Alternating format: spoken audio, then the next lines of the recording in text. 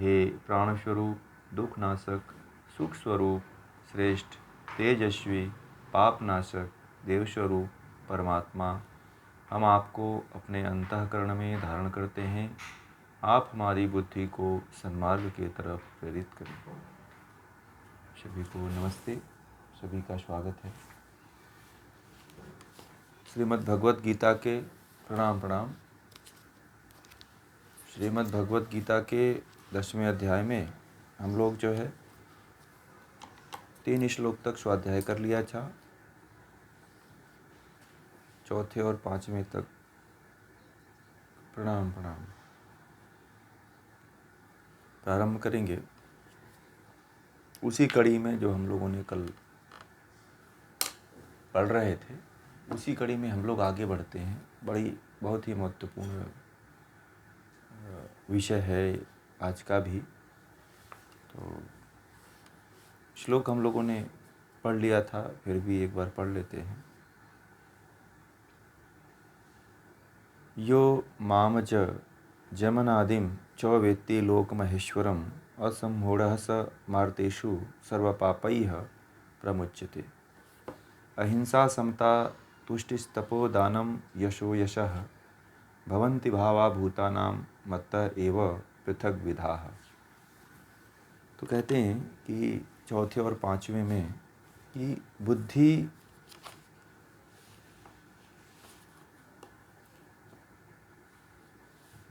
वह लोकों का महेश्वर है। कौन? ईश्वर। लोक तो स्थूल भौतिक पदार्थ है। जितने भी लोक हैं वह या तो स्थूल हैं या तो भौतिक पदार्थ हैं, व्यक्त हैं।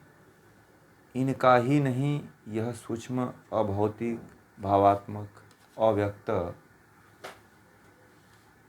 भावों का, मानस तत्वों का भी महेश्वर है। बुद्धि, ज्ञान, असम्मोह, क्षमा, सत्य, दम, शम, सुख, दुख, भव, अभाव, भय, अभय, अहिंसा, समता, संतोष, तप, दान, यशः, अपसय, प्राणियों की ये सब भिन्न भिन्न दशाएं मुझसे ही उत्पन्न होती है। ये 4था और 5वां जो श्लोक है ये बड़ा ही महत्वपूर्ण है, क्योंकि इसमें बहुत से ऐसी बातों को उन्होंने कह दिया जो मुझे लगता है कि इस मनुष्य का और मनुष्य जीवन के सभी तत्वों को, तत्व मीमांसा को जो है टच करता है, जिसमें बुद्धि, ज्ञान, मोह रहित होना, क्षमा, सत्य, इंद्रियों को वश में करना, मन को वश में करना, सुख, दुख, उत्पन्न होना, लीन होना, भय, अभय, अहिंसा, समता, संतोष, तप, दान, यश और अपसय, ये प्राणियों के अनेक प्रकार के और अलग अलग भाव मुझसे ही उत्पन्न होते हैं। ये भगवान श्री कृष्ण ने कहा। अब ये बहुत महत्वपूर्ण विषय है कि हम इसको समझें कि यह किस तरह से हमारे भीतर, कैसे हमारे भीतर उत्पन्न होते हैं।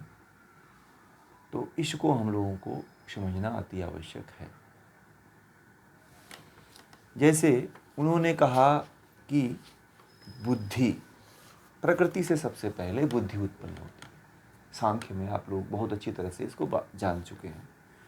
तो जो बुद्धि का विषय है, यह बुद्धि भी प्रकृति से उत्पन्न होती है। और बुद्धि जो है, जो भी हम विचार करते हैं जीवन में, जो भी हम मन में लाते हैं, उसका निर्णय करती है बुद्धि। ये तो आप लोगों को पता है। बुद्धि क्या करती है? किसी चीज़ का निर्णय लेती है। ठीक। और कहते हैं कि बुद्धि और उसके बाद ज्ञान, क्या? जितने भौतिक पदार्थ हैं इनमें से बुद्धि के बाद ज्ञान। ज्ञान का मतलब क्या होता है? जानना। किसको जानना? जो विद्या और अविद्या है उसको जानना। जानने को क्या कहते हैं हम? ज्ञान कहते हैं। क्या कहते हैं? ज्ञान कहते हैं। जानना क्या है? ज्ञान है। किसी भी पदार्थ को जानना ही उसका ज्ञान है। परंतु किस दृष्टि से? तात्विक दृष्टि से। किसी को जानने का तात्पर्य क्या होता है? जैसे जानकारी आपने कोई ग्रहण कर लिया तो इससे आप ज्ञानी हो गए क्या? जानकारी इकट्ठा करने से कोई ज्ञानी नहीं होता है। व्यक्ति ज्ञानी कब होता है? जब उसको तात्विक दृष्टि से जानता है, तब वह ज्ञानी होता है। जैसे गीता आप लोग बहुत दिनों से पढ़ रहे हैं और जान रहे हैं, परंतु आज तक गीता आप लोगों ने तात्विक दृष्टि से नहीं जाना, तो यह क्या है? केवल ऊपर ऊपर जानने वाली बात थी। अब जो आप लोग गीता आज 6 महीने से जो पढ़ रहे हैं, यह गीता जो है तात्विक दृष्टि से पढ़ रहे हैं आप लोग, प्रयोगात्मक दृष्टि से, तात्विक दृष्टि से पढ़ रहे हैं आप लोग, और यही गीता आपको मुक्ति की तरफ लेकर के जाएगी। और वास्तव में ज्ञान का मतलब वही होता है किसी भी पदार्थ का जिसको हम उसके तत्व के दृष्टि से जानते हैं। उसके वास्तविक और यथार्थ और तात्विक दृष्टि से हम जब किसी पदार्थ को समझते हैं तो वह क्या होता है? ज्ञान होता है। नोट करते जाइएगा, क्योंकि ये विषय फिर मिलेंगे नहीं आपको, ठीक है? इसलिए इन सब विषयों को आप लोग नोट करते जाइएगा तो आपको जानकारी इसकी होती जाएगी। फिर क्या होता है? भूल जाता है, तो भूलने की स्थिति न पैदा हो, इसलिए नोट करने की कला तो अपने अंदर हमेशा रखा करिए। कुछ भी नई चीज़ आती है उसको तुरंत नोट डाउन कर लिया करिए। इससे क्या होता है कि आप कभी नहीं समझ पाते हैं, किसी चीज़ को भूल जाते हैं, तो तुरंत अगर खोल करके रिपीटेशन करते हैं तो आप तुरंत जो है उसको आपकी याददाश्त में आ जाता है। और पढ़े रहते हैं, पढ़ कर के सुनते हैं तो तुरंत याद हो जाता है। कन्फर्म हुआ? तो इसीलिए ज्ञान वह है जो हमें किसी चीज़ के बारे में तात्विक रूप से जानने का अवसर प्रदान करता है। और असम्मोह, अगला जो शब्द है असम्मोह, मैं एक एक शब्द की व्याख्या कर रहा हूँ आप लोगों को, ठीक है? इसलिए ये सारे चीज़ों को आप लोग नोट करते जाइए। जितने भी शब्द आ रहे हैं उन सभी शब्दों को बहुत अच्छी तरह से नोट करते हुए आगे बढ़िएगा आप लोग। तो आगे कहा उन्होंने कि असम्मोह। तो असम्मोह क्या है? जहाँ पे किसी भी प्रकार का मोह ना हो। एक तो मोह होता है, दूसरा असम्मोह। तो असम्मोह का तात्पर्य होता है कि मोह का न होना। किसी के प्रति जब हम कामना की पूर्ति रखते हैं, फल की इच्छा रखते हैं किसी व्यक्ति से, किसी पदार्थ से, किसी वस्तु से, तो वहाँ पे मोह होता है। जब हमारा कहीं किसी से स्वार्थ जुड़ा होता है तो वहाँ पे क्या होता है? मोह होता है। फिर स्वार्थ का न होना, निष्कामी हो जाना, निस्वार्थी हो जाना, यह क्या है? सब असम्मोह है। तो इस तरह से हमें असम्मोह की तरफ जाना है। आजकल दुनिया में सबसे अधिक क्या है? असम्मोह है। हर व्यक्ति किस में फंसा हुआ है? असम्मोह में फंसा हुआ है। असम्मोह के प्रति हर व्यक्ति ज़्यादा जुड़ाव रखता है। असम्मोह को वह अपनी भाषा में प्रेम कहता है, अपनी भाषा में प्यार कहता है, अपनी भाषा में लव कहता है। यह असम्मोह की भाषा है, मोह की भाषा है। असम्मोह जब व्यक्ति के अंदर उत्पन्न होता है तो वह निष्कामी हो जाता है, निष्प्रयोजन हो जाता है। उसका कोई भी काम करता है तो वह बिना फल की इच्छा से करता है। परंतु जो मोही होता है व्यक्ति, जिसके अंदर मोह होता है, वह हर कार्य अपनी स्वार्थ की पूर्ति के लिए करता है। कन्फर्म हुआ? कोई शंका है इसमें? असम्मोह में, असम्मोह का तात्पर्य होता है कि स्वार्थ रहित होना,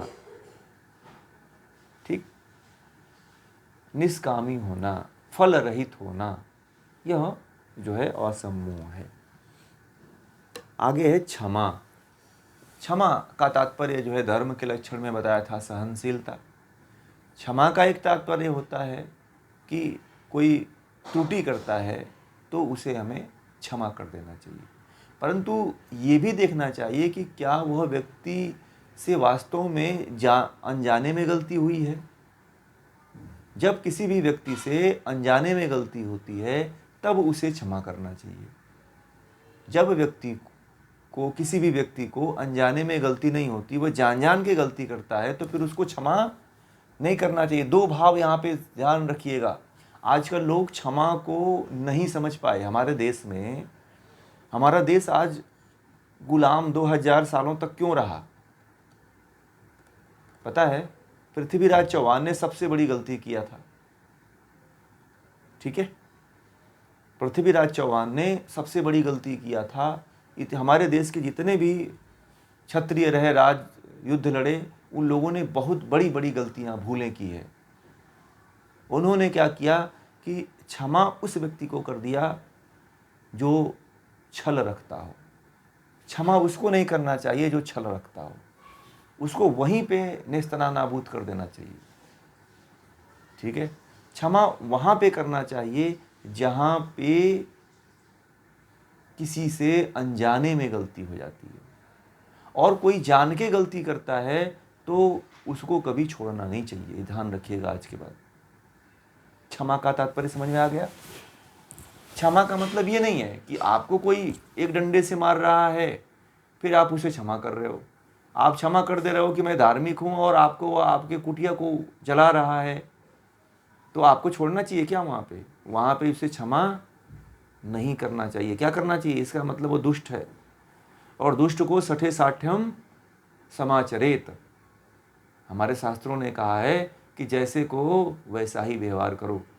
भगवान श्री कृष्ण ने गीता में कहा है कि युद्ध करो, क्यों न तुम्हारा सगा भाई ही क्यों न। आज लोगों ने क्षमा का अर्थ गलत शब्दों में ले लिया। क्षमा का तात्पर्य ये होता है कि यदि कोई गलत व्यक्ति है उसको मार देते हो आप, तो यह भी क्षमा है। कि कोई गलती से कोई गलत काम बिगाड़ देता है तो उसे क्षमा कर देना चाहिए, परंतु कोई जानकर के कोई कार्य को बिगाड़ता है तो उसे क्षमा नहीं करना चाहिए। पृथ्वीराज चौहान ने कितनी बार माफ किया था उसको? कहते हैं 17 बार उसने माफ किया था पृथ्वीराज चौहान ने।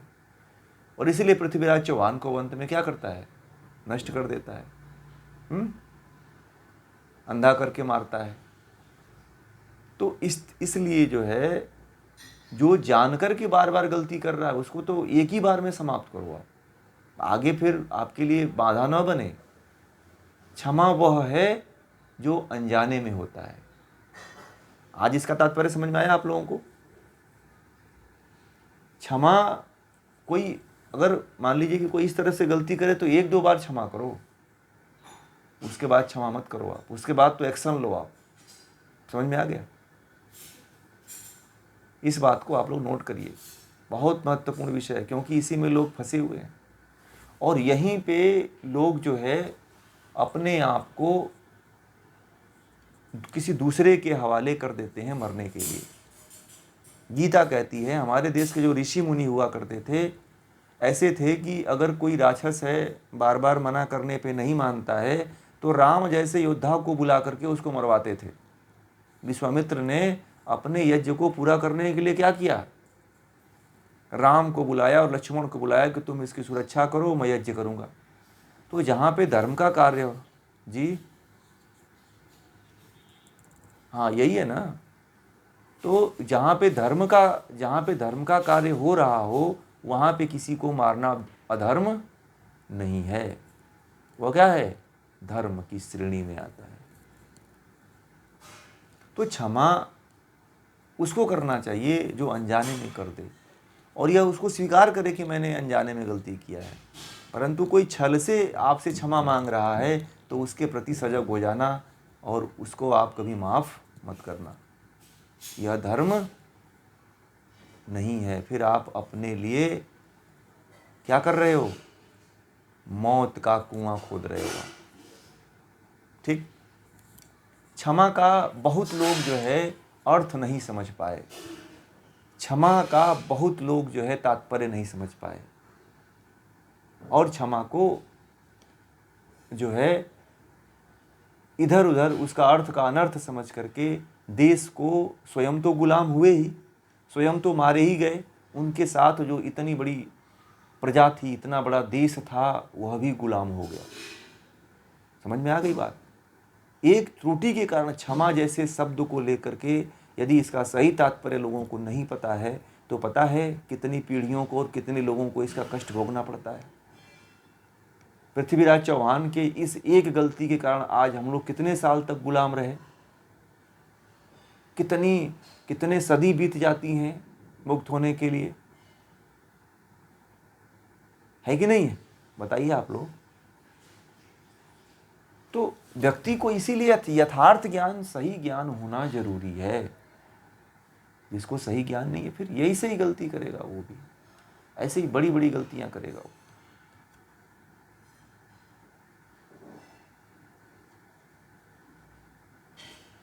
आगे जो शब्द है सत्य, सत्य क्या है? सत्य का बड़ा नाम सुना होगा आप लोगों ने कि सत्य बोलो, झूठ मत बोलो। तो सत्य बोलना चाहिए जीवन में। मैंने आप लोगों से ये कहता हूँ कि चलो आप 100% सत्य का पालन नहीं कर सकते हैं तो कम से कम 10%, 20%, 30%, 40%, 50% तो अपने जीवन में पालन करो आप। यदि 50% यदि सत्य का पालन आप लोग कर लेते हैं तो कम से कम जो मनुष्य जीवन है, इस जीवन को तो प्राप्त करने के लिए हकदार बन जाएं आप लोग। बताइए, इसमें कोई गलती है? इसमें कोई समस्या है? नहीं है ना? तो इतना तो आप लोगों को करना ही चाहिए। तो कुछ लोग कहते हैं कि अरे मैं तो गृहस्थ में आ गया, मैं तो संसार में हूँ, तो कहाँ सत्य हो सकता है। बिजनेस वाला बोलता है कि बिजनेस में अगर झूठ नहीं बोलूँ तो मेरा धंधा ही चौपट हो जाए। जरूरी है कि बिजनेस में बिना झूठ बोले हुए धन नहीं मिलेगा, परंतु इतना मत लूटो ना किसी को कि लूट ही लो पूरी तरह से। एक सीमा तक लूटो ना भाई। आप इतना ज्ञान रखते हो और एकदम आप लूट ही रहे हो उसको। मान लो आपके ऊपर विश्वास कर रहा है वो, आप उसको एकदम खड़े खड़े लूट ले रहे हो। हैं? चोरी करने की कोई जरूरत ही नहीं है, आप खड़े खड़े उसको लूट ले रहे हो। तो ये क्या है? आप उतना तो कम से कम, मान लो आपका धंधा वही है, व्यापार करते हो, बिजनेस करते हो, तो कम से कम 10% करो, 20% करो, 30% करो। अब एकदम 50% यदि आप लूटने लग जाओगे तो ये तो पाप है ना। ऐसा नहीं कि पहले व्यापार नहीं होता था, पहले भी व्यापार होता था कि नहीं होता था? भगवान श्री कृष्ण के समय में भी तो व्यापारी थे कि नहीं थे? थे कि नहीं थे? थे ना। तो वो भी तो भगवान राम के समय में भी तो व्यापारी थे। राम राज्य था, फिर भी व्यापारी व्यापार तो करते थे ना, परंतु ज़्यादा नहीं लूटते थे वो लोग। आज तो आप चले जाओ, 10 पैसे का सामान रहता है और दुकानदार कितने का बेचता है?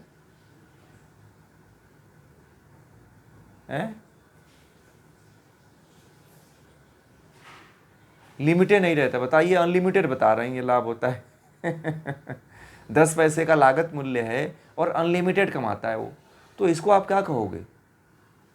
यहां पे अधर्म होता है। बात समझ में आ गई? हाँ, MRP से भी सही, एकदम सही कहा आपने। दूध लेने जाओ ना,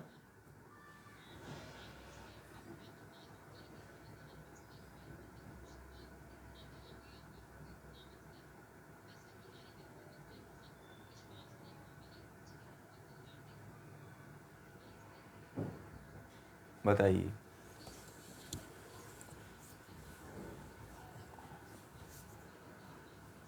वही वही बता रहे हैं आप, ये लूट है ना। आप चले जाओ, आप मसूरी में गए होंगे, 10 रुपए का ये भुट्टा मिलता है वहां पे। आप प्लेन में 10 रुपए का मिलेगा, वहां जाओगे तो 100 रुपए का एक भुट्टा मिलता है। वो लालच है, वो सत्य नहीं है ना, असत्य है। इतना नहीं लूटना चाहिए। मान लीजिए कि आप कोई भी व्यापार करते हो ना, कोई भी धंधा करते हो, तो किसी का इतना शोषण मत करो। आप मान लीजिए एकदम 90% आप शोषण कर रहे हो ना, ये अधर्म है। समझ में आ गई बात आप लोगों को? जैसे कि आप 5-10% ले रहे हो ना, तो इसमें कोई पाप नहीं है। समझ रहे? क्योंकि वो तो व्यापार उतना करेगा ही करेगा। कई लोग मुझसे पूछते हैं कि हम तो व्यापारी हैं, तो हम कैसे सत्य का पालन करें। एक दिन मैं एक जगह क्लास ले रहा था, तो लोग मुझसे पूछे कि हम लोग तो सब बनिया हैं, व्यापार करते हैं, तो हम लोग कैसे सत्य का पालन करेंगे। तो मैंने कहा कि धर्म पहले भी होता था ना, पहले भी तो व्यापारी थे, आज आप लोग नए व्यापारी थोड़ी हो। तो एक सीमा निर्धारित की गई है शास्त्रों में ना कि इतना लेना चाहिए, है कि नहीं, कि आपका भी चल जाए और किसी दूसरे का शोषण भी ना हो। तो मान लीजिए कि जो 10 पैसे का लागत का सामान बन रहा है, आप उसको सीधे अनलिमिटेड बेच रहे हो, उसका रेट ले रहे हो, हैं। होटलों में चले जाओ तो उसमें क्या, पनीर का एक प्लेट अगर मंगाओ तो उसमें ये 2-4 ही पीस रखते हैं। अब कितने का 4 पीस आएगा आप लोग बताओ। वो पनीर का टुकड़ा जो है 4 पीस, उसका रेट कितना है एक प्लेट का, जाओ तो 300, 250, 300, 350 है कि नहीं। एक प्लेट का 350 रुपये रेट है कि नहीं है। अब उसमें कितनी पीस होती हैं, 4 ही पीस होती हैं, इससे ज़्यादा नहीं होगी, मैं बता रहा हूँ। देखिएगा आप लोग, इससे ज़्यादा 4 या 5 पीस से ज़्यादा नहीं रखते हैं, और उसका 350 रुपये, 300 रुपये लेते हैं। अब ये बताइए ये क्या है, कितना डालते होगे भाई, क्या डालते होगे उसमें आप। और सब रेडीमेड मिलता है आजकल, मसाले से लेकर के हर चीज़ है। तो किसी का इतना शोषण नहीं करना चाहिए, ये असत्य है, ये अधर्म है। वही किसी को कमाओ तो कम से कम इतना ही रखो कि आपको पाप ना लगे। फिर लोग बोलते हैं, मैंने जब ये बात कहा ना तो बोले कि तब तो हम लोग जो जितने लोग वो थे ना, जहाँ पे मुझे बुलाया गया था बोलने के लिए, तो वो बनिया समाज था, उनका समाज में संगोष्ठी हुई थी, तो उसमें मुझे जो है बोलने के लिए बुलाया गया था। तो करीब वहाँ पे 300-400 लोग थे। तो वो बोले कि इस तरह से तो हम लोग बहुत ज़्यादा नहीं कमा पाएंगे, हम लोग तो बहुत ज़्यादा प्रॉफिट चाहते हैं। तो मैंने कहा कि तो फिर आप लोग पाप करोगे ना, फिर तो पाप को स्वीकार करो कि मैं पाप कर रहा हूँ, ठीक है। फिर आप लोग ये मत कहो कि मतलब मैं पूरी तरह से स्वच्छ हूँ, निर्मल हूँ, तो आप मानो कि मेरे द्वारा पाप हो रहा है। क्योंकि शास्त्रों में तो इतना ही कहा गया है कि न सामने वाले का शोषण हो, न आपको झूठ बोलना पड़े। जैसे मान लीजिए कपड़ा का व्यापार है, तो कपड़े में एक लोगों ने कहा कि हम तो 100 रुपये में साड़ी लाते हैं और उसे बेचते हैं 800 में। तो मैंने कहा कि आप तो बड़े ही ज़्यादा चोरी कर ले रहे हो, चोरी और झूठ दोनों आपके साथ आ जा रही है। तो बोले कि क्या करें, आजकल मार्केट में ऐसा ही हो गया है, नहीं करेंगे तो फिर आगे कैसे बढ़ेंगे। तो मैंने कहा एक चीज़ से आपको समझौता करनी पड़ेगी, परंतु उसमें ऐसी बात नहीं है। बहुत से ऐसे व्यापारी थे जो बड़े सज्जन थे, उन्होंने कहा मुझे, वो बताए कि मेरा बिजनेस बहुत बड़ा है, मैं अपना क्वांटिटी बढ़ा देता हूँ, परंतु मैं ज़्यादा मुनाफा नहीं कमाता हूँ। जैसे कि एक सामान पे उतना ही देता हूँ, सेलिंग मेरी ज़्यादा बढ़ जाती है, मैं मार्जिन कम रखता हूँ कि इस पे किसी पे 10 रुपये, किसी पे 5 रुपये, किसी पे 20 रुपये, मैं इतना ही रखता हूँ। मैंने कहा कि ये तो बहुत अच्छी बात है, और आप जैसे लोगों की आवश्यकता है, तो फिर वो व्यापार करेगा व्यक्ति ना, और उसका कोई पाप भी नहीं होगा। ऐसे मान लीजिए सभी लोग, आजकल सभी लोग व्यापारी ही हैं, चाहे किसी भी समाज का व्यक्ति हो, आजकल व्यापार ही कर रहा है वो। अब जैसे अधिकारी वर्ग है, तो अधिकारी वर्ग में क्या है, अधिकारी वर्ग में उसको कलम बस चलानी होती है, और उसका भी वो पैसा लेता है, कहता है कि 25,000 रुपये चाहिए, यहाँ पे दे देना, तुम्हारा काम हो जाएगा। मान लो किसी से आप काम का कर रहे हो, तो आप इतना मत लूटो। आजकल जितने IAS हैं, जितने हैं, उनके पास यही रहता है कि उनका एक साइन करने का वो लोग एक पेटी ले लेते हैं, तो फिर साइन करते हैं, उनका काम फिर शुरू होता है। कोई मकान का जाइए आप नक्शा निकलवाने के लिए, कोई मकान का पास करवाने के लिए, तो आपको घूस पूरा खूब तगड़ा वाला देना पड़ेगा, खिलाना पड़ेगा उसको। बैंक में लोन लेना है तभी भी खिलाना पड़ेगा आपको, है कि नहीं। आजकल बैंक में जो लोन लेने चले जाओ, तो यदि 1 लाख का लोन लेते हो तो आपको 30,000 रुपया खिलाना पड़ेगा। एक हमारे मित्र हैं, वो बता रहे थे कि एक गरीब आदमी है, उसको वो लोन दिलवाए, तो वो बता रहे थे कि उसमें से 30,000 रुपया समझिए कि ऊपर नीचे बांटना पड़ गया। पासे नहीं कर रहे थे, 6 महीने से परेशान था, और जब उससे बोला कि मेरा लोन निकलवा दीजिए तो बोले कि भाई इतना हमको चाहिए। अब ये आदमी आता था और कुछ बोलता ही नहीं था आगे पीछे, तो हम लोग इसका लोन रोके हुए थे, और वही 20-30 हज़ार रुपया खिला दिया उसको, 70 हज़ार रुपया मिल गए। तो 30 हज़ार रुपया तो बैंक वाले खा जाते हैं, 70 हज़ार रुपया उसको मिलता है जो लोन लेने जाता है वो भी। तो ये सब क्या है? ये सब असत्य है और अधर्म में आता है। किसी का आप इतना शोषण मत करो कि आपको भी पाप लगे और उसका तो नुकसान हो ही जाए, वो व्यक्ति कमर से उठ ना पाए। समझ रहे हैं? तो सत्य की राह पे वही व्यक्ति चल सकता है जो इस तरह का कोई कार्य नहीं करता है।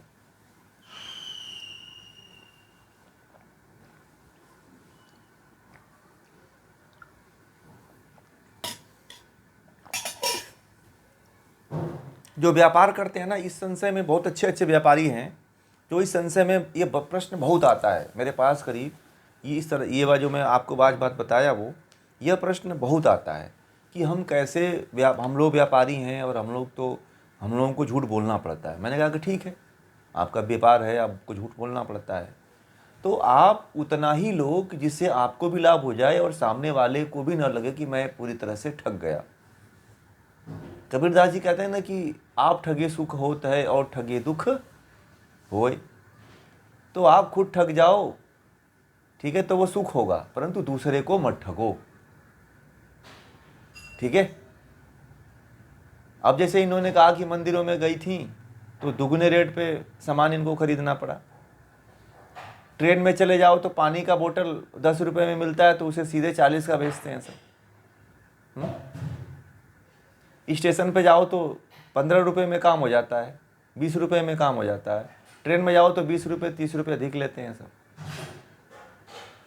तो आजकल क्या है, सबको अमीर बनने की, सबको ज़्यादा रुपए पैसा वाला होने की होड़ मची हुई है कि मैं उससे आगे निकल जाऊं, मैं उससे आगे धन इकट्ठा कर लूं। तो इस कारण लोग जब एक होड़ मच जाती है, जब एक कंपटीशन आ जाता है जीवन में व्यक्ति के, तो वह चोरी और गलत रास्तों को अपनाना शुरू कर देता है, असत्य के रास्ते पे चल देगा, धर्म के रास्ते पे चल देता है। जीवन में उसे शांति फिर नहीं रहती है कि शांति से वो जीवन को जी सके। फिर अगला जो शब्द है दम है, तो दम का तात्पर्य है दमन करना। दम का तात्पर्य क्या है? पहले भी बताया है, दमन करना। किसका दमन करना? इंद्रियों का, और इंद्रियों के विषयों से मन को हटाना, यही क्या है? दम है। तो इंद्रियों को उनके विषयों से हटा लेना क्या है? दम है। ठीक है। तो इंद्रियां बड़ा विचलित होती हैं, कभी इस विषय की तरफ जाती हैं, कभी उस विषय की तरफ जाती हैं। तो आपको क्या करना चाहिए? उन विषयों से उनको हटाना चाहिए।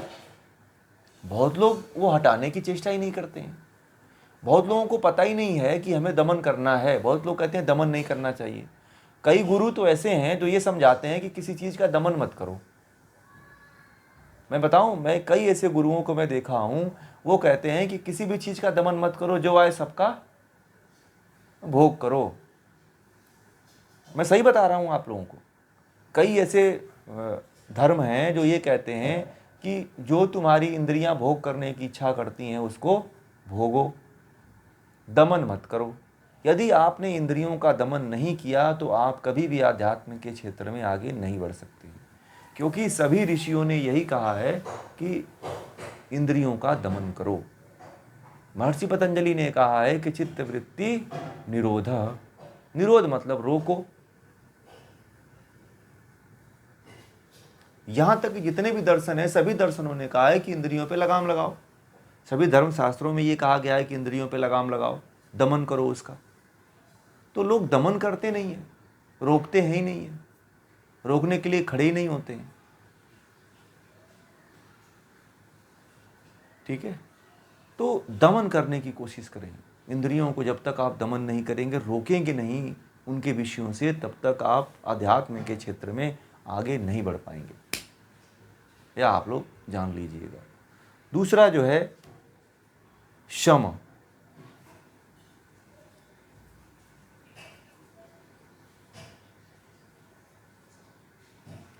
अब यहाँ पे समन का जो तात्पर्य होता है वह ये होता है कि जो इंद्रियों का जो उग्र रूप है, ठीक है, इंद्रियों के उग्र दर्शन और स्पर्शन।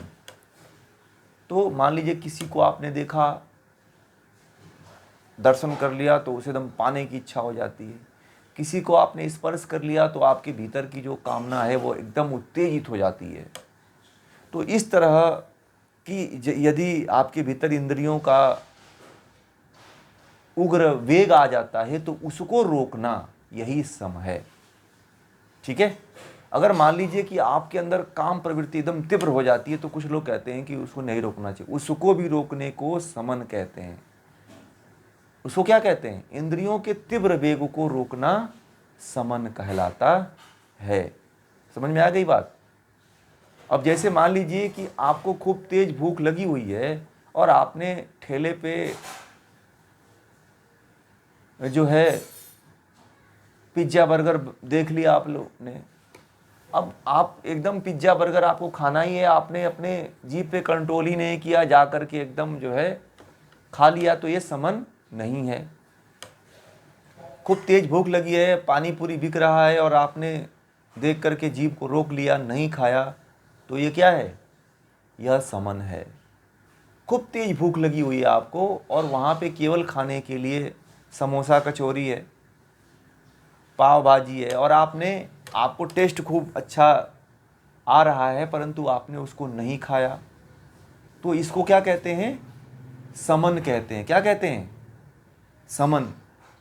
हाँ, शम सम, समन भी और सम भी कह सकते हैं। क्षमा, हाँ, दर्शन और स्पर्श। जैसे मान लीजिए कि दर्शन, जैसे किसी चीज़ को देख लिया, किसी व्यक्ति को स्पर्श कर लिया, तो जैसे बच्चा है, बच्चे को स्पर्श कर लिया तो और उसे व्यक्ति लोग गोद में उठा करके लाड प्यार देने लगते हैं ना। तो स्पर्श करने की अनुभूति, किसी को छूने की अनुभूति, ठीक है, तो स्त्री पुरुष में ये देखने को मिलती है। तो इस तरह से जो वो वेग आते हैं उन वेगों को रोक देना, उस समय भी रोक देना, यही समन है। तो कुछ लोग तो नहीं रोक पाते हैं, तो इसलिए अध्यात्म में आगे नहीं बढ़ पाते, वो बेचारे फिर गिर जाते हैं और कहते हैं कि मैं तो बार बार प्रयास करता हूँ कि जो है, अब कुछ लोग जो है खाने का बड़ा शौकीन होते हैं, कहते हैं कि मैं कम खाऊंगा खाना, और जैसे ही स्वादिष्ट भोजन देखते हैं फिर क्या करते हैं? फिर दबा के खाते हैं। एक लोगों का आंत का ऑपरेशन हुआ था और उनको डॉक्टर ने कहा था कि भाई आपको खाना कम ही खाना है, तो वो क्या करते थे कि पूरा भरपेट खा लेते थे। फिर डॉक्टर के पास जाते थे, डॉक्टर कहता था कि अब तो इसका सर्जरी करनी पड़ेगी, हाफ सर्जरी करनी पड़ेगी। तो हाफ सर्जरी करके वो फिर निकालता था उनके पेट से, फिर कहता था कि आप मत खाना। तो बोलते थे कि मेरा जब कोई स्वादिष्ट खाना ला देता है तो मैं उस पर कंट्रोल ही नहीं कर पाता हूँ, खूब खा जाता हूँ। इसलिए जो है, इसी को क्या कहा गया है कि आपको कितना से कितना स्वादिष्ट खाना मिल जाए आपके मनपसंद का, कभी भी उस पर टूटना नहीं चाहिए, उसका समन कर देना चाहिए। बस 2 रोटी खाना है, 2 पूड़ी खाना है तो 2 ही पूड़ी खाना है, बस, इससे ज़्यादा नहीं खाना। इसी को क्या कहते हैं? समन कहते हैं। क्या कहते हैं? सम कहते हैं, सम को समन, ठीक है। और सुख, ये थोड़ा श्लोक ऐसा है, चौथा पांचवा, कि थोड़ा बहुत लंबा है, ठीक है, और आज का पूरा इसी में जाएगा, क्योंकि उसमें एक एक शब्द ऐसे हैं कि उसको पूरा जब तक हम व्याख्या नहीं करेंगे तब तक आप उसको समझ नहीं पाओगे बहुत अच्छी तरह से, ठीक है। हाँ, धर्म के सभी लक्षण हैं इसमें, ठीक है ना। जो धर्म के, जो कल पूछ रही थी ना किरण जी, ध्यान रखिएगा, धर्म के जो लक्षण इसमें से पूरे हैं। कोई नई जुड़ी थी ना, वो पूछ रही थी, उनका नाम मुझे नहीं याद आ रहा है, तो वो नोट कर लेंगी, ठीक है। तो ये सारे धर्म के ही लक्षण मैं बता रहा हूं। तो धर्म के लक्षण में अब आता है सुख। किसी पदार्थ को एक बार भोग लेने के बाद बार बार भोगने की जो इच्छा होती है वो क्या है? सुख है। एक सुख होता है इंद्रियों का सुख और एक सुख होता है किसका? आत्मा का सुख, जिसे आनंद भी कहते हैं। तो एक शारीरिक सुख होता है, एक मानसिक सुख होता है। तो शारीरिक सुख में बच्चे का सुख है, संतान का सुख है, खाने का सुख है, सोने का सुख है, स्त्री का सुख है, पुरुष का सुख है। ये क्या है? ये सुख है। सुख बहुत है। सुख की कमी है क्या? किसी से पूछो कि मजे में हो तो बोले एकदम सुखी आनंद में जी रहे हैं हम तो। कल आप लोगों ने बोला कि बस सुख दुख है संसार में, बोला ना। तो आप लोग इंद्रियों के ऊपर बोल रहे थे, सब इंद्रियों के ही सुख को बोल रहे थे कि हमें सुख है। और वास्तव में देखा जाए तो सुख क्षणिक ही होता है। सुख जो है परमानेंट नहीं होता है। परमानेंट तब होता है जब आप स्वयं को जान करके ब्रह्म को जान लेते हो, तो सुख परमानेंट होता है। ठीक है। हर व्यक्ति सुख को पाना चाहता है। कोई दुखित होना चाहता है क्या? कोई नहीं दुखित होना चाहता। और मनुष्य जो है अपने पूरे जीवन काल में सुख की व्यवस्था करते करते सुख को नहीं प्राप्त कर पाता है।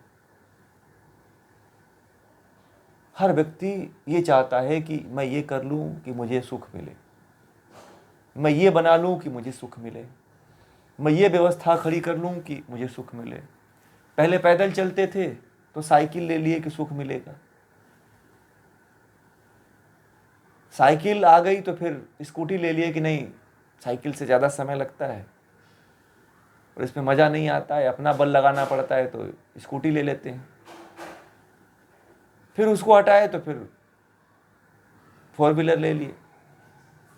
तो 4 व्हीलर ले लिए तो बोले कि भाई अभी इसमें मज़ा नहीं है, थोड़ा सा ज़्यादा और मुझे थोड़ा महंगा वाली लेनी पड़ेगी, है कि नहीं। तो सोचे कि नहीं थोड़ा सा और इसमें अच्छी वाली ले लेते हैं, तो उसको हटा देते हैं। फिर आगे जाते हैं तो फिर सोचते हैं नहीं हमारे पड़ोस में BMW है तो हम क्यों ना वही ले लें, 60-65 लाख की है, तो उसको बेच बाच करके फिर वो लेते हैं। फिर उसको हटा देते हैं तो बोलते हैं नहीं ये इसमें सेफ्टी नहीं है, इसमें कांच नहीं है, इसमें अगर एक्सीडेंट होने की संभावना ज़्यादा है ना। तो फिर उसमें आप सोचते हैं कि नहीं अब 1-1.5 करोड़ का एक ही बार ले लो, बस पड़ी रहेगी, मज़ा आएगा, आनंद रहेगा। फिर 1-1.5 करोड़ का ले लेते हैं तो फिर उसमें भी संतोष नहीं होता है, बोलते हैं अब तो इससे कुछ महंगा ही चाहिए, है कि नहीं। तो क्या होता है, सुख, ये जो सुख है वह भोगने की कभी तृप्ति नहीं होती है, बार बार उसकी चेष्टा बनी रहती है। जिस चीज को आप भोग रहे हैं उस चीज को बार बार भोगने की इच्छा होती है कि नहीं होती है।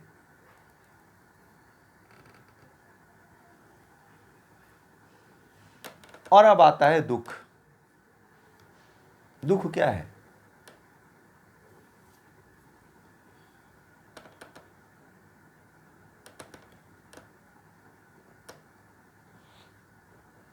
कहते हैं कि जो इंद्रियों को दुखकर हो उसे दुख कहते हैं। जो इंद्रियों को दुख देता, दुख कष्ट पहुंचे, कष्ट दे, उसे दुख कहते हैं। और सुख जो इंद्रियों को सुख दे उसे सुख कहते हैं। दुख उसको कहते हैं जो इंद्रियों को कष्ट दे, पीड़ा दे, उसे दुख कहते हैं। और जो इंद्रियों को सुख दे, आनंद दे, उसे सुख कहते हैं। तो दुख किसको होता है? इंद्रियों को ही दुख होता है ना। मान लीजिए कि आप बैठे हुए हो, आपके ऊपर गर्म पानी गिर गया तो क्या हुआ? कौन जला? फिर चमड़ी जली ना। तो चमड़ी इंद्रिय है। आप बैठे हुए हो और आपका हाथ कहीं उसमें चाकू से कट गया तो किसको दुख हुआ? इंद्रियों को। महसूस कौन करता है? आत्मा करती है, क्योंकि आत्मा इंद्रियों से जुड़ी हुई है। तो जो इंद्रियों को कष्ट दे, जो इंद्रियों को पीड़ा दे, उसी को दुख कहते हैं। एक एक शब्द के अर्थ को आप बहुत अच्छी तरह से आप लोग नोट करते जाइएगा, ठीक है। दुख जीवन में मैंने कल बताया था 2-4 दिन पहले कि 3 प्रकार का दुख होता है, ठीक है। आध्यात्मिक, आदि भौतिक, आदि दैविक।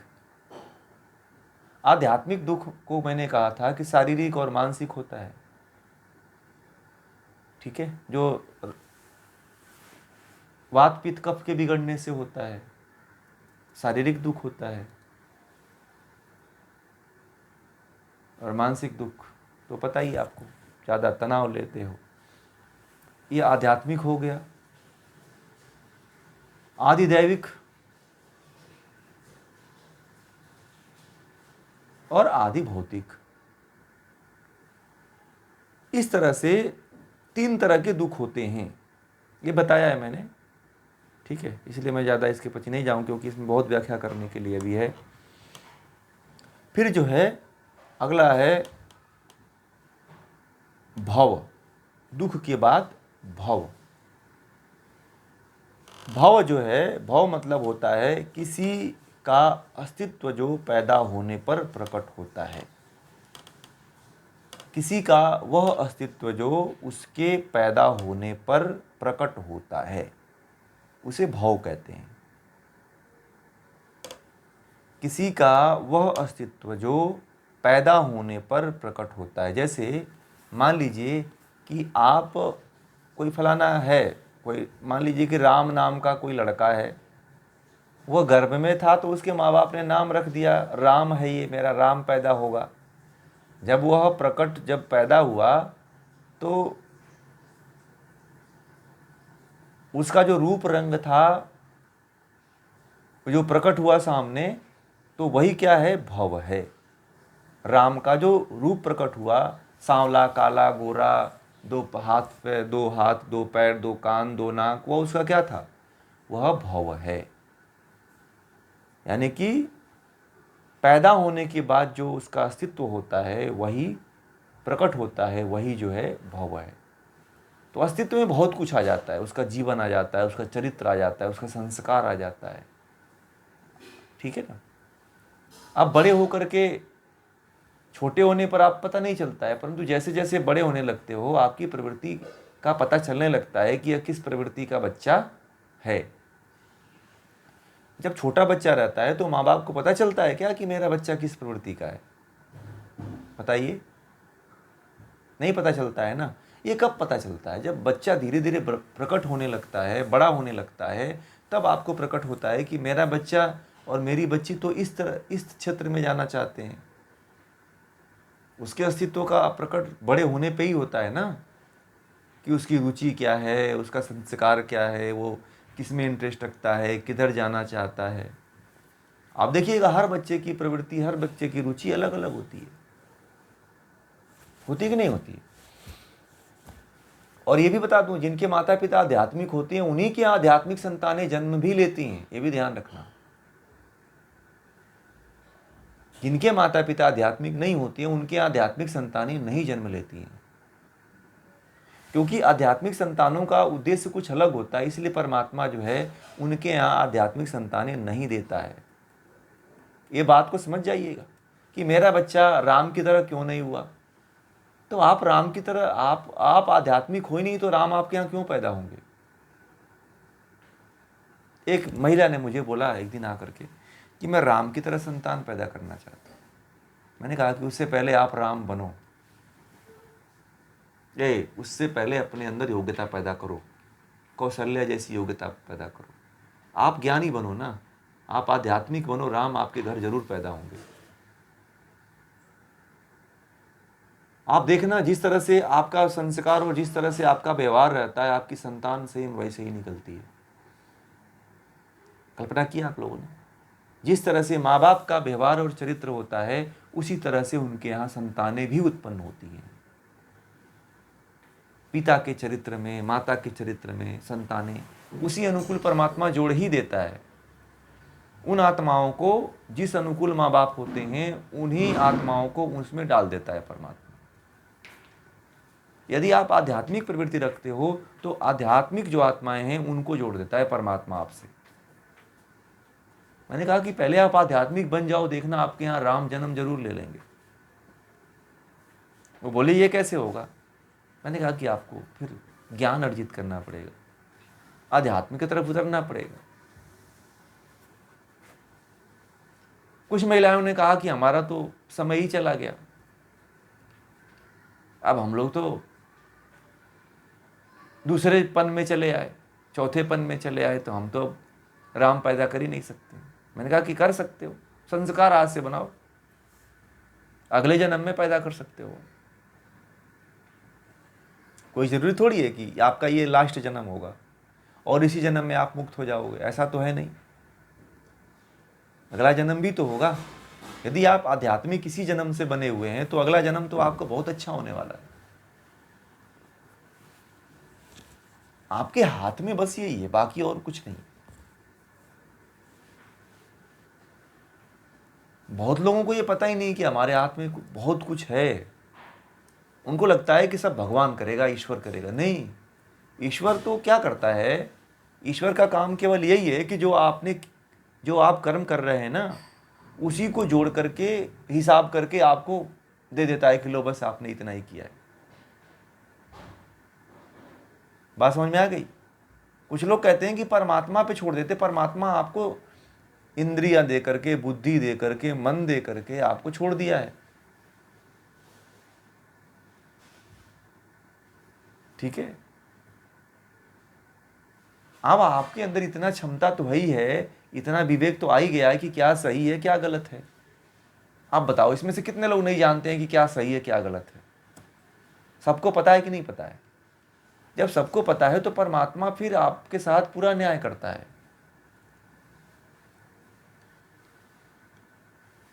आप जो है जितना कर्म किए रहते हो, परमात्मा इतना ही करता है कि आपके पूरे कर्मों का फल आपके सामने लाके रख देता है कि लो, आपने पूरे जीवन की कमाई आपकी इतनी हुई। मान लीजिए आपने LIC करवाया है, बहुत सब लोग LIC करवाए हुए हैं, तो क्या करती है, जितना आप 15 साल में जितना जमा करते हो उसका टोटल करके और अपना ब्याज जोड़ करके आपको क्या करती है, और जितना उस पॉलिसी का नियम रहता है उतना दे देती है आपको। यही करती है ना। या बैंक भी वही करता है, जो आप जितना जमा करते हो उसका जितना इंटरेस्ट होता है जोड़ करके आपको दे देता है। वही काम परमात्मा भी करता है ना आपके साथ। अब बात यह आती है कि हम कैसा कर्म कर रहे हैं जो हमको जोड़ने पे इतना मिलेगा। हम लोग बैंक में तो जमा करते हैं तो हमें पता रहता है कि हमें इतना मिलने वाला है, परंतु हम कर्म को कभी जमा करते हैं क्या बैंक में? वो परमात्मा का बैंक है। तो कितने लोग अपने कर्म को परमात्मा के बैंक में जमा करते हैं? पता ही नहीं है कि जमा करना है। कोई सरकार ने ऐसी योजना ही नहीं बनाई है। हैं? आप और हमको ये पता ही नहीं है कि सरकार, ईश्वर ने भी एक योजना बनाई है कि अच्छा कर्म कर लो तो हम भी आपको एक दिन पूरा आपके कर्म का जो है अच्छा पॉलिसी और अच्छा पैसा दूंगा। सब लोगों ने नई नई अच्छी अच्छी पॉलिसी ले रखा है। एक पान बेचने वाला, एक ठेला चलाने वाला भी बहुत अच्छी पॉलिसी लेकर के बैठा हुआ है ना। बड़ी बड़ी कंपनियां आ रही हैं, कोई LIC का, तो कोई कोटक महिंद्रा का, तो पता नहीं कौन कौन सी कंपनी। आपने यहाँ की तो पूरी व्यवस्था कर लिया है, क्योंकि यहाँ का जीवन अस्थायी नहीं है, फिर भी आपने सारी व्यवस्था कर लिया है। परंतु आपको आपके जीवन का जिससे फल मिलने वाला है, आगे का जीवन मिलने वाला है, उसके लिए आपने कोई भी पॉलिसी नहीं ले रखी है और आज तक आप कोई भी व्यवस्था भी नहीं करते हैं। ये बड़े महत्वपूर्ण विषय हैं जिनको हमें अपने जीवन में अपनाना चाहिए।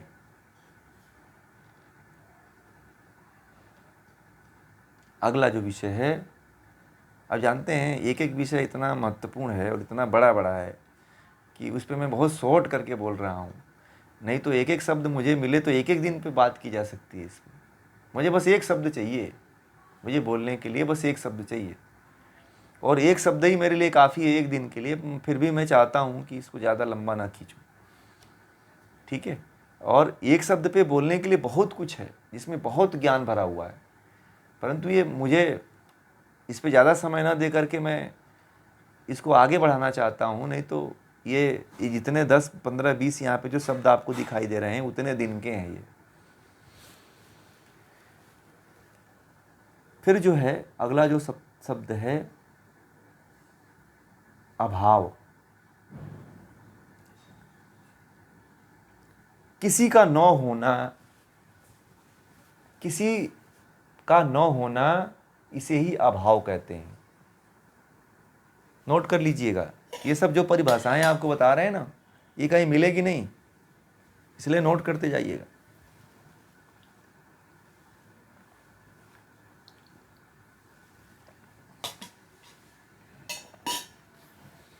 किसी का न हो जी,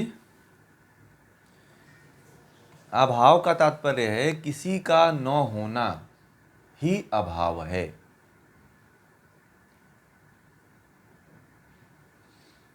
जैसे मान लीजिए कि पहले किसी का न होना, किसी का न होना, किसी का एकदम न होना ही अभाव है। जैसे मान लीजिए कि पहले आप घर में खाना जो है रोटी और नमक खाते थे तो अभाव था। अब आपके घर में दाल और सब्जी बनने लगी है तो अभाव नहीं रहा, ठीक है। खाने का अभाव नहीं रहा। पहले अभाव था कि केवल आप नमक और रोटी खाते थे। कन्फर्म हुआ बात? मतलब दाल और सब्जी का अभाव था, मतलब दाल और सब्जी नहीं थी, इसलिए वहां पे क्या था? अभाव था, ठीक है। इसे ये अभाव कहते हैं। तो जीवन में आप और हमारे जीवन में, मनुष्य के जीवन में, सभी प्राणियों के जीवन में अभाव है कि नहीं है, बताइए।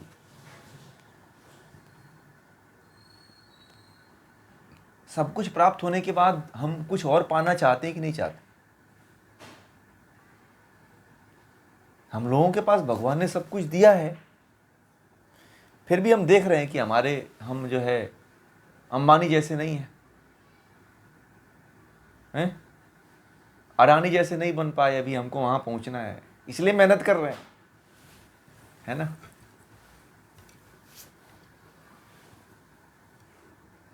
अभाव इसी को कहते हैं। हमारे जीवन में अभाव का होना ये भी बहुत बड़ा क्या है, ये भी बहुत बड़ा दुख का कारण है। और इसमें व्यक्ति जो है पूरे जीवन को खपा देता है। आजकल अभाव में जीने वाले लोगों की संख्या बहुत ज़्यादा है। अभाव न रहते हुए लोगों, जिनके पास अभाव नहीं है, वो भी अभाव में जी रहे हैं। जीवन को चलाने के लिए जो आवश्यक वस्तुएं चाहिए, उनकी पूर्ति है, तो अब आप अभाव में नहीं हो, ठीक है। इस बात को नोट कर लीजिएगा। अभाव में कौन व्यक्ति रहता है? जिसको जीवन की पूर्ति के लिए वस्तुएं नहीं मिल पाती है, वह उसी को अभाव में जीना कहते हैं। यदि आपको अपने जीवन पूर्ति के लिए सारी वस्तुएं मिल रही हैं तो आप अभाव में नहीं हो। आप लोगों को पता था इस बात का? नोट कर लीजिए इस बात को।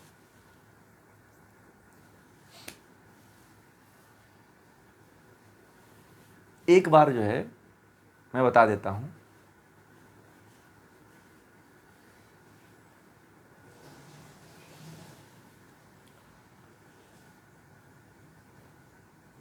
एक बार गुरु नानक से किसी ने कहा कि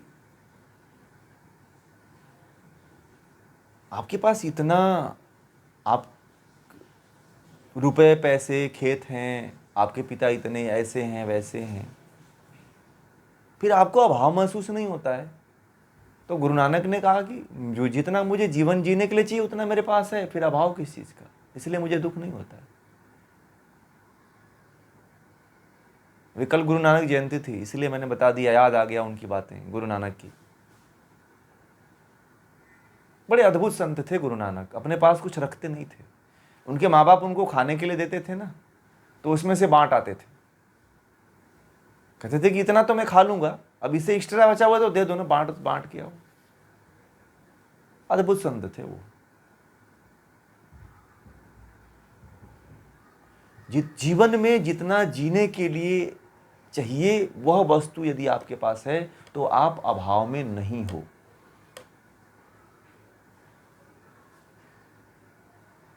जीवन जीने के लिए व्यक्ति को क्या चाहिए? रोटी, कपड़ा, मकान, खाने पीने के लिए वस्तु चाहिए, कपड़े चाहिए, सोने के लिए बिस्तर चाहिए। अब इससे ऊपर भी होने के बाद भी व्यक्ति अभाव में जीता है तो इसलिए उसे मानसिक बीमारियां होंगी, तनाव होगा, डिप्रेशन होगा, फ्रस्ट्रेशन होगा। ठीक है, लोग फिर भी अभाव में बने रहते हैं कि मेरे पास ये नहीं है, मेरे पास वो नहीं है। अब क्या चाहिए भाई?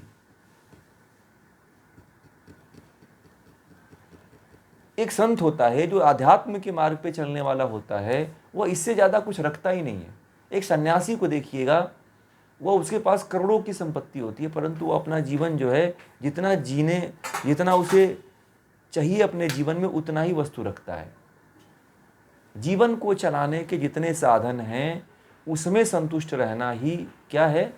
संतुष्टि है।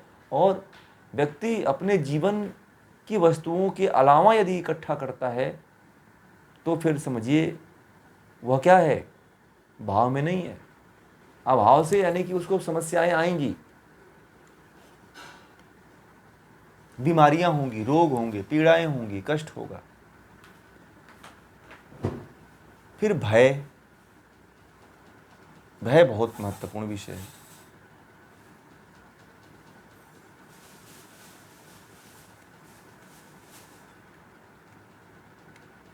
भय का मतलब क्या है? डर।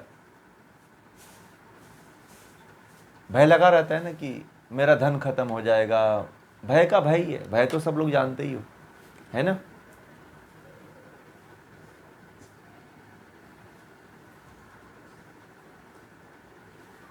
तो भय किसका है? मृत्यु का भय है, धन नष्ट होने का भय है, जो सुख है उसको नष्ट होने का भय है।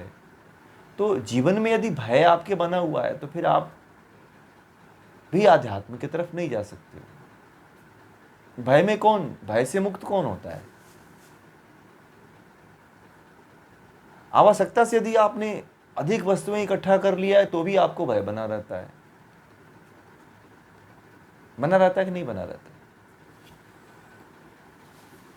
चोर आ जाएगा, चुरा के लेके चला जाएगा, और इसमें जान माल का खतरा भी हो जाएगा, है ना?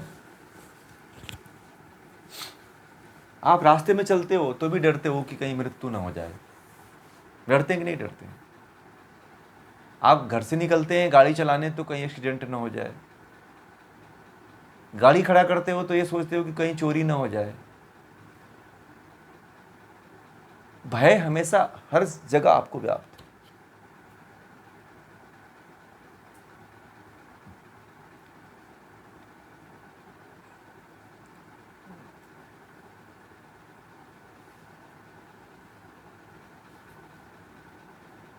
एक बार जो है एक साधु था, उसके 3-4 शिष्य थे। तो साधु ने जो अपने शिष्यों को पूरा ज्ञान दे दिया था और कहा था कि रात को आप लोगों को इस जंगल के माध्यम से जाना है और एक गांव है, उस गांव में बाढ़ आने वाली है और उस बाढ़ से गांव के जितने लोग हैं उन सभी को आप लोगों को बचाना है। उसमें से जो 4-5 जो शिष्य थे उसमें से 1-2 शिष्य थे जो कहा कि हम रात में नहीं जा पाएंगे, मुझे डर लग रहा है, भय लग रहा है। ठीक है, तो उनके गुरु ने कहा कि मेरे आदेश का पालन हो।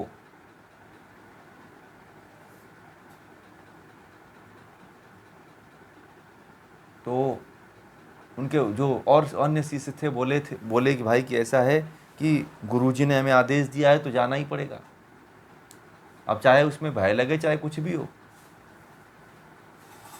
तो गुरुजी उसके आए और उसके साधु आया और उन्होंने गुरु ने पूछा कि सब लोग जाने के लिए तैयार हो ना? तो सब ने बोल दिया कि हाँ हम सब तैयार हैं। मन में आगे पीछे हुआ। अब उसमें रास्ते में जाने लगे सब, ठीक है, जो डर रहे थे दोनों वो भी जाने लगे।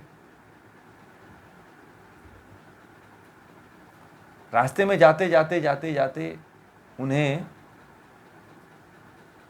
जंगल में जाते हैं जब, तो शेर आदि का भी सामना करना पड़ा उनको। तो एक शेर, बाघ आदि उनके ऊपर हमला किया। तो गुरु ने उनको सारी उनको शिक्षाएं दे रखी थी कि आपको इस तरह से लड़ना है, कोई जंगल में शेर आ जाए या और जीव जंतु आ जाए और भी कोई आ जाए तो आपको इस तरह से लड़ना है उनसे। तो सारा ज्ञान दे दिया था गुरु ने, दे करके उनको भेजा था।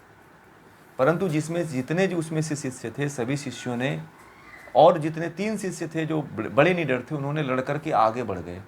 परंतु जो 2 थे वो भयभीत हो गए थे और वह लड़ करके लड़िए परंतु वो नहीं लड़ पाए और घायल हो गए, और तीनों ने उस शेर को भगा दिया, किसी तरह से मार दिया उन्होंने।